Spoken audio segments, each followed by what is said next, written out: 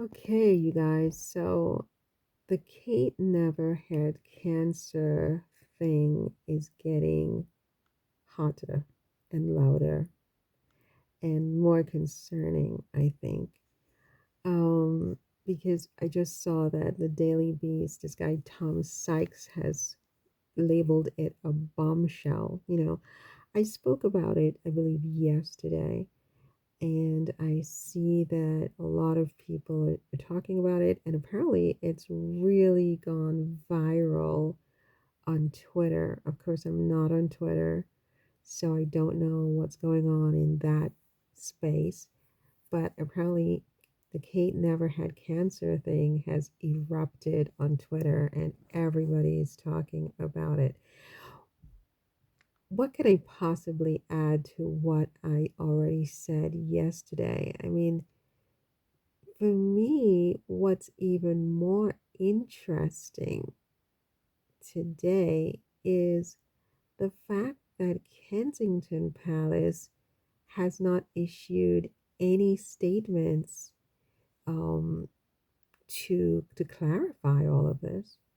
Normally, under these types of circumstances, it seems that Kensington Palace would have issued a statement to say that the journalist at Sky News got it wrong, or to explain.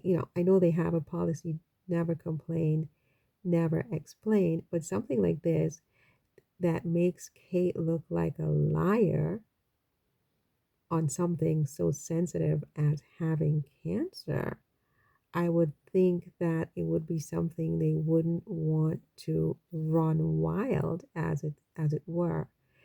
They would want to clarify that the journalist misspoke, because if the journalist did not misspeak and Kate told us that indeed cancer had been found and she was advised to get preventative chemotherapy, when she told the entire world, the entire universe. She sat on the bench and she told us she had had abdominal surgery. She looked really pale. She looked really sad and pathetic. We all felt bad, right? She had had abdominal surgery. At the time, they didn't think that she had anything else wrong. But then they went in and they did some tests and they found that indeed cancer, not precancer cells, but cancer had been found.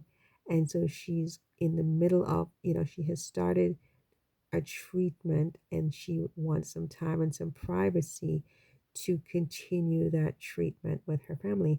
And her voice was very pathetic, very sad, very weak. She wore no makeup. It was a whole thing, right?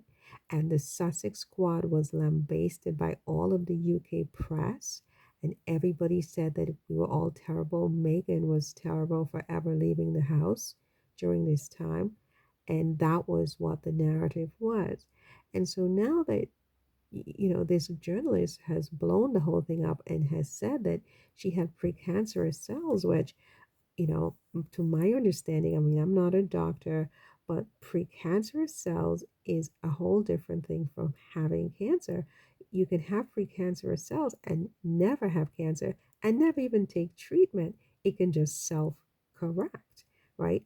Or in other circumstances, you go into an outpatient thing and they scrape it off with some kind of cryo freezing technology or something like that.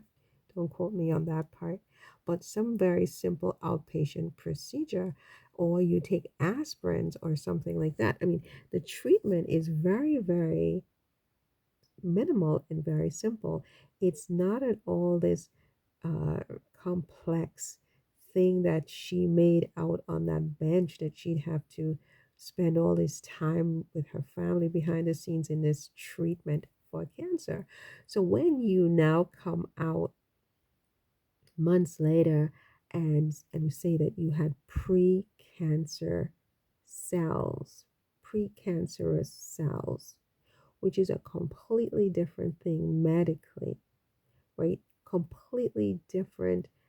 diagnoses, treatment, etc. It wouldn't even be something you would necessarily need to tell the world about.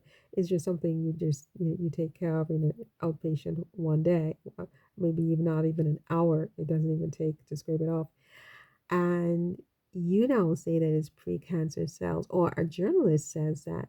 So that's like going to this whole thing with the what the Agence France-Presse said, that Kensington Palace is akin to North Korea and Iran. So this is really, really making Kensington Palace and William and Kate look like a bunch of liars, but that's really too kind, really.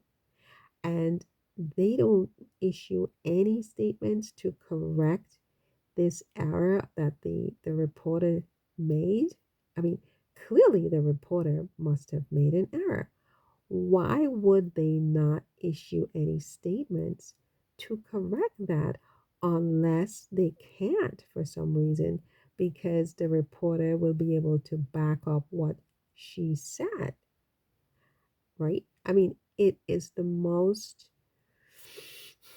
I don't know the word really to use for this, but it seems to me that this is the ultimate deception. I don't see how anybody can um can excuse that, can defend. It's indefensible. This is indefensible on the part of Kate, William, and Kensington Palace, and more broadly, Buckingham Palace and King Charles and Camilla. I mean, and that may have something to do with why it seems to me that King Charles and Camilla are keeping their distance from Kate and William as much as they possibly can, right? Because they know that this thing is really bad. What they did here, the lies were told to the world, the entire world. And if they were not lying, then clear up this mess, clear up this discrepancy. Why haven't they issued any statements refuting what was said in Sky News Australia report? Why haven't they issued any statements? That's my big question to Kate and William. What are your thoughts about this, you guys? Let me know in the comments. See you in the next one. Take care. Bye.